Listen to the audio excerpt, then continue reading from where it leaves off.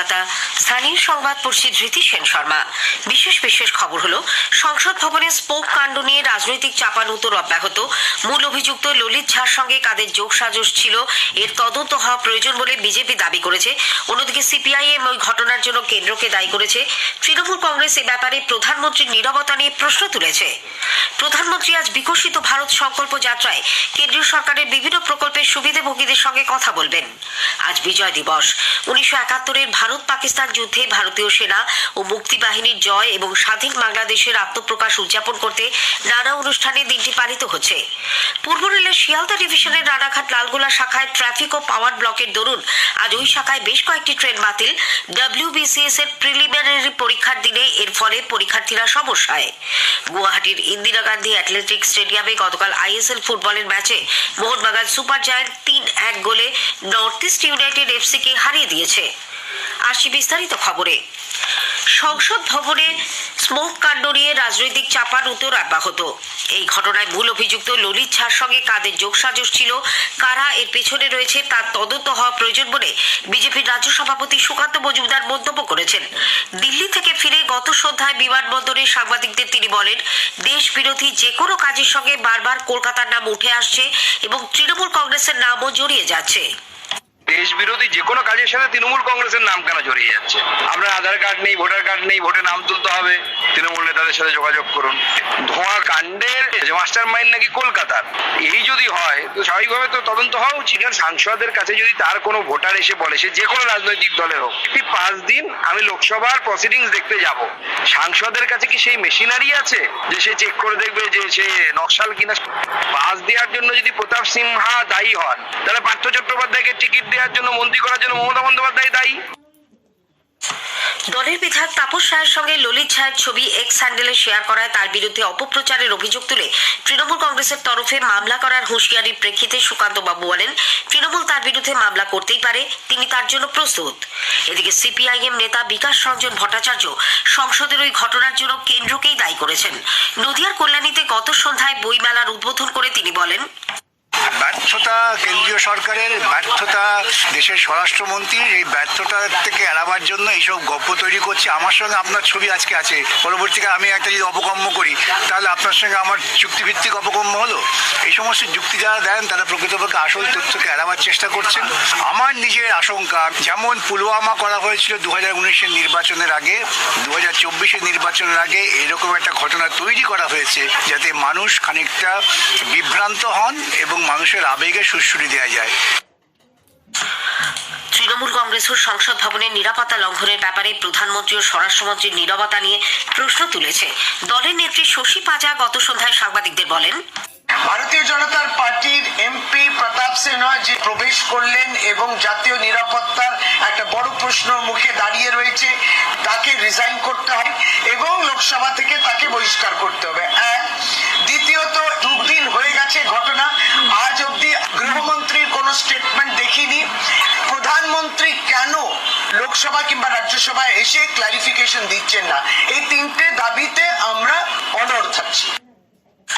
আগেই জানানো হয়েছে, সংসদ ভবনের ভেতরে এবং বাইরে বুধবার স্মোক ক্যান ব্যবহার করে বিক্ষোভ দেখানোর ঘটনায় ধৃত মূল চক্রী ললিত ঝাকে 7 দিনের পুলিশ হেফাজতে পাঠানো হয়েছে।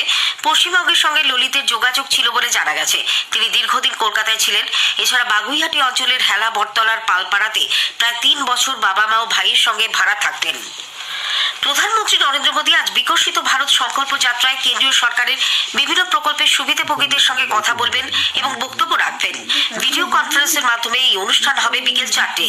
এই রাজ্যে কোচবিহার, আলিপুরদুয়ার, বাঁকুড়া ও উত্তর 24 পরগনা, এই 4 জেলার সুবিধাভোগীরা অনুষ্ঠানে যোগ দেবেন।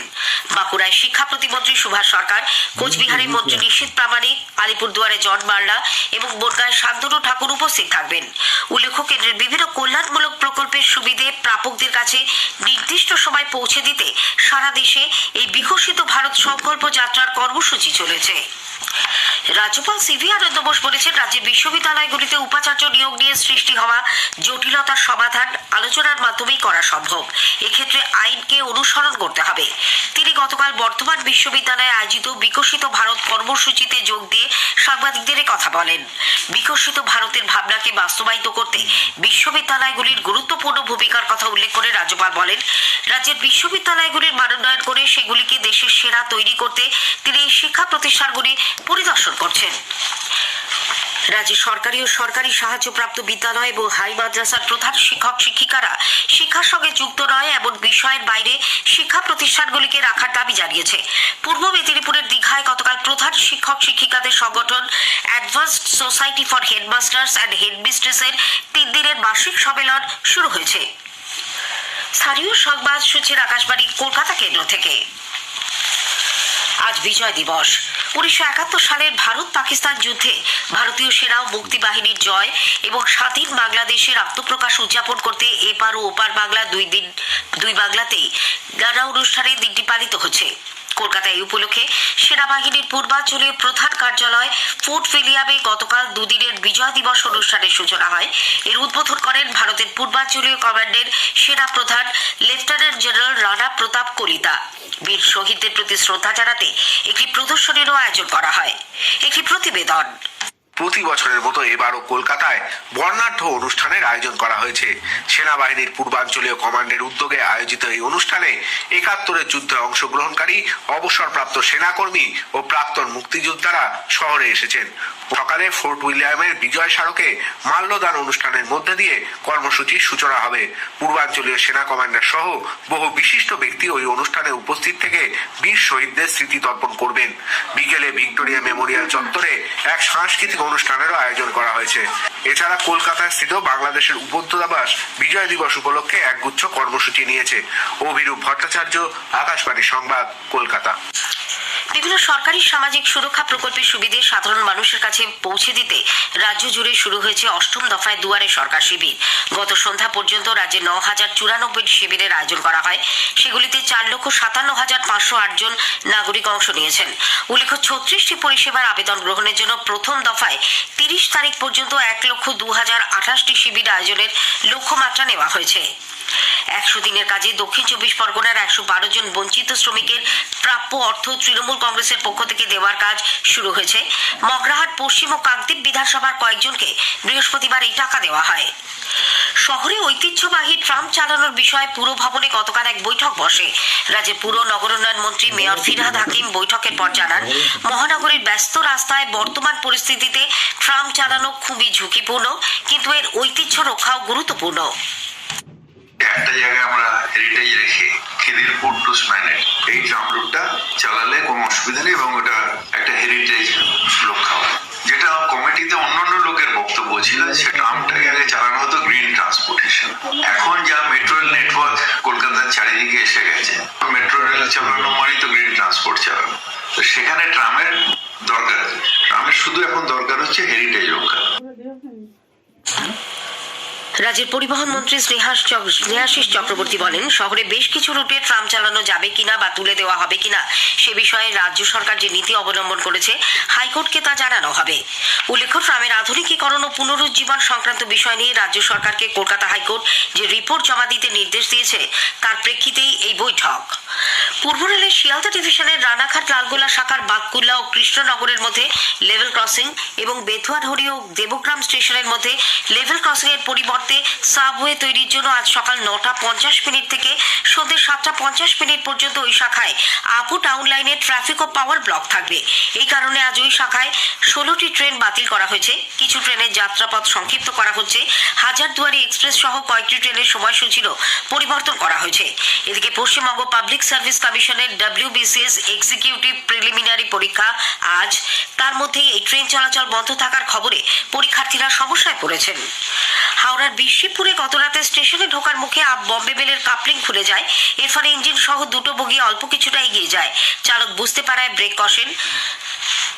পুলিশ ও রেলের আধিকারিকরা ঘটনাস্থলে যান। মেরামতির কাজ শেষে রাত 1:20 নাগাদ ট্রেনটি গন্তব্যের উদ্দেশ্যে রওনা দেয়। চলন্ত ট্রেনের মধ্যে সার্ভিস রিভলভার থেকে গুলি চালিয়ে আত্মঘাতী হয়েছেন শুভঙ্কর সাধুকা নামের রেল সুরক্ষা বাহিনীর এক কর্মী। তিনি কনস্টেবল পদে বর্ধমান জিআরপিতে কর্মরত ছিলেন। ভিন রাজ্যে কাজে গিয়ে পথ দুর্ঘটনায় প্রাণ গেছে পুরুলিয়ার আরও এক পরিযায়ী শ্রমিকের।